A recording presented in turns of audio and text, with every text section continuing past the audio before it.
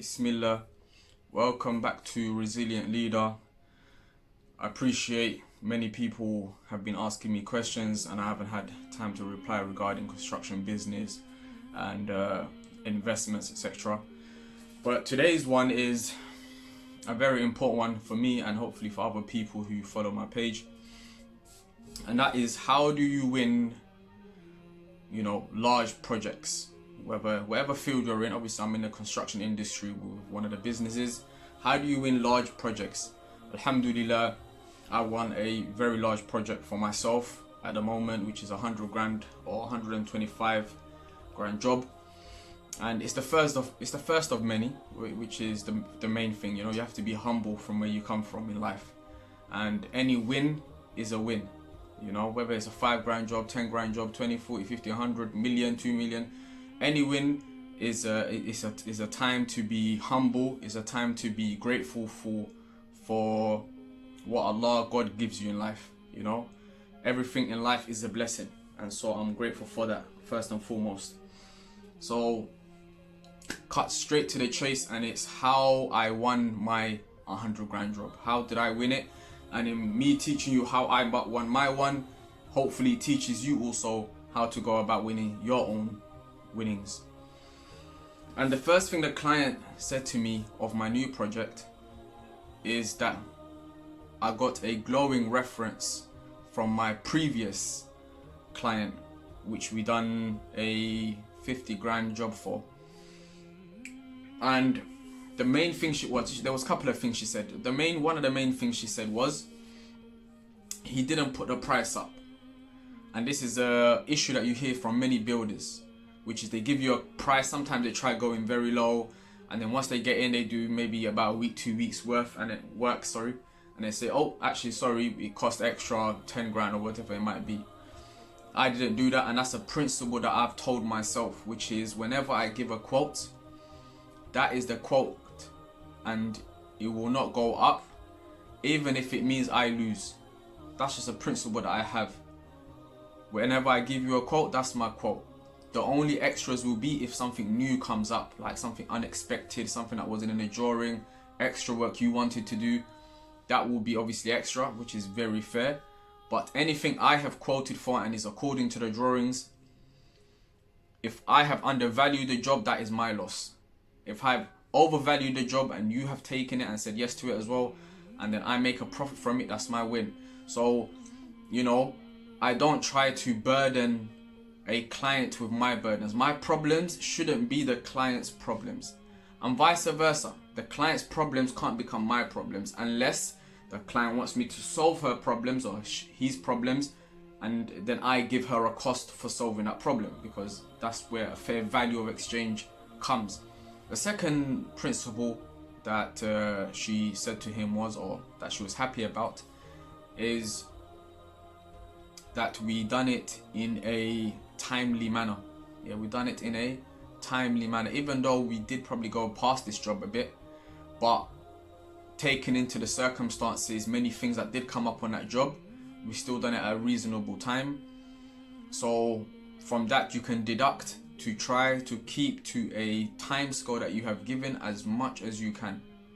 And if you can't, then reassure the client that at least you're there every day trying your best, and this is just due to weather, it's just due to the circumstances. It's not due to you not being on site, it's not due to you having lack of men, it's not due to making many mistakes on the job, so doing it in a timely manner. And the third thing was that she just said that we was like great people, manners wise, nice, to the point my new client said to her, are you sure you're not related to Abdul? And she was like, no, I'm really not. I gave her reasons why, that we was very charismatic and very nice, and just no swearing on site. It was just a very professional, friendly environment, and that's why I try to make my team as that. Everyone is friendly, everyone is welcoming to the client as much as they can. They try to explain to the client as much as they can if there's issues and how they're going to fix it. If there's an issue, how we're going to fix those issues. Just try to go above and beyond for the client. And then that client will end up telling other people about you. So this client has already given us about 2-3 of her family friends, and that's easily another on top of it, 20, 30, 40, maybe come up to about 200 grand just from one job that we just about broke even on, has now led us to win a 100 grand job. So that's from the reference side. How else did we win? I was very I replied very quickly. I was very responsive, sorry, that's the word. I was very responsive, meaning whenever he sent me an email, I would, even if it's 11 o'clock at night, I'm writing back. Yeah, what do you need me to do? All right, you know, he wants the insurance from me. I've sent over the insurance. Okay, can you update a quote for this? I've updated the quote. He said, can you add this? I've added that. Can you take this off? I've taken this off. Like, just being very responsive, like not trying to think, oh, I'll chat to that person in the morning. And it's fine, there is a time for work and there is a time for relaxing. But I just think if you're hungry and if you desire to be in a position where many people don't want to be in life, you have to do what everyone else is not doing. So if it means I'm up at 12, whatever time at night, replying to clients and writing up a quote that takes maybe 2 weeks to write, but I'm writing it in, say, a day or 2 days, then you're going to end up winning the job. Like this job, it took me probably a day or whatever just writing it up. There's so many details you have to go through, all the drawings, all the specs, all the calculations, and just make sure, okay, you know, I've calculated all my corners and I've added a contingency in case anything goes wrong or we go over time. So at worst, that is a break-even type of job and you don't make a loss. Everyone gets paid. You know, at the end of the day, we have employees, and so no one wants to make a loss.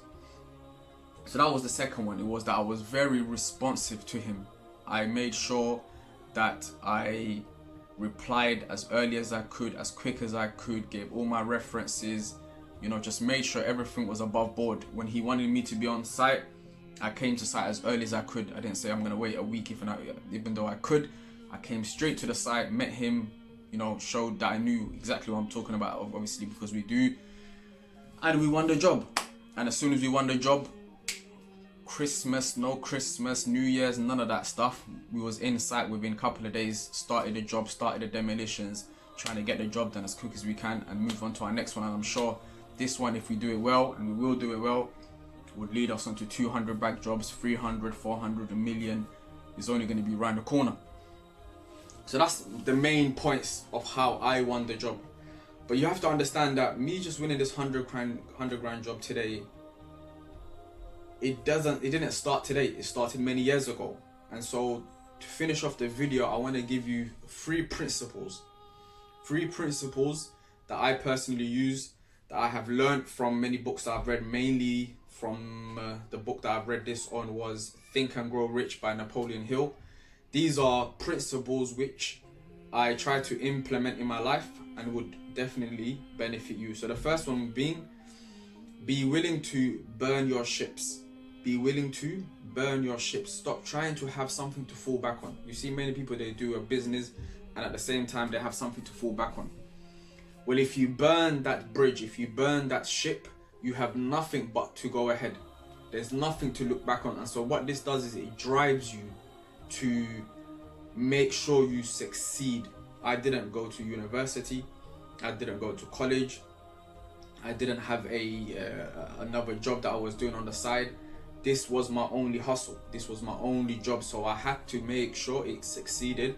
Even though sometimes your own family, sometimes your own friends, sometimes many people will tell you, look, you're not really making no money. Look at, you know, we've been struggling for a year. Are you sure you want to keep doing this? Many people say that. And of course, this comes from a nice place. It comes from a place of care. But at the same time, if you listen to that, that is what will make you fail sometimes. The second principle that I learned from Think and Grow Rich is you have to imagine what you want already. You have to see it. You literally have to think of what you're going to be. Even hence the book's name, Think and Grow Rich. So there's many a times that I don't even think there's a day that goes past that I don't think in my head of where I'm gonna be. Like, I know I'm gonna be a millionaire. I know I'm gonna be on a big stage chatting to hundreds of people, inspiring them, talking to them, promoting, you know, business and spirituality and whatever it might be. I can see it. I've already seen that vision in my brain many times, and I've replayed the scenarios over and over and over and over in my head again. And I work towards that, and I work towards that, and I work towards that until it becomes slowly a reality. And once that becomes a reality, a new vision then enters your head, and then you work towards that. And so the second principle, like I said, is you have to imagine whatever you want. And then, as many people say, you manifest what you think about. Opportunities come towards you from everywhere. Why? Because your brain is always infatuated by how can I be there. So the opportunities only come with the people who are in the spaces to seek that opportunity.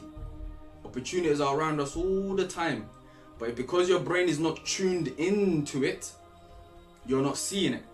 But once you're tuned into all these opportunities, you start taking them and they'll come your way. And the last one is you have to mix a deep feeling, the deep desire, with faith. And my faith is in God, Allah, Creator. None of that. I don't talk the world brings me this, and I'm not into all of that. I believe in a Creator, the Creator who created everything, who didn't just create me but create everything. I didn't create myself. You know, that's the logic that many people come to. You know, the universe brings it to you. Maybe that's their way of saying God brings it to you, but they don't want to use the word God. But for me, I mix my deep feelings that I have, and I connect it to my Creator, and I say, you know, oh God, oh Allah, give me this. And I hope in it for Him that He will give me this one day. And so when you have deep desire with a deep sense of faith and hope, these things will come to pass one day.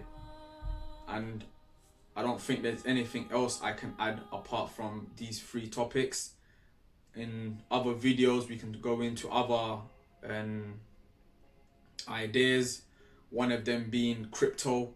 You know, many people sending me messages, is this halal, is this haram? And at the end of the day, I'm not no scholar, so you're gonna always have to go back to scholars, and obviously there's difference of opinion on these topics of crypto. I personally invest in it because I've done my own research and believe it not to be haram, but other people researched it and they follow that. So, you know, Islam is not very rigid. It's open to discussions, it's open to translations on certain topics. Not every topic is rigid as some people think it is. There are movements, and especially with crypto, because it's so new. Just like, you know, many years ago, some scholars would have said coffee was haram, and they have their reasons as to why they would have said it was haram or it was makruh or disliked. But as the years go on, we learn more things about things, and we realize, okay, no, actually it's not as bad, or it's got benefits, or whatever it might be. So all I will say is I'm not here to give no fatwas or anything like that. You have to go to your local imams, your scholars for that. They will advise you on, you know, what you can invest in, what you can't invest in. But that's another topic we'll need for another day, as in how to invest, what type of investments you can make, etc, etc. I hope everyone watching this has a beautiful day. Pass on the message. Let's get the followers up. Let's get more people listening to not just me, but individuals who are down to earth, who's not selling you nothing, who's not, you know, calling you to any foolishness, but calling you to that which benefits you, which benefits your family and society as a whole.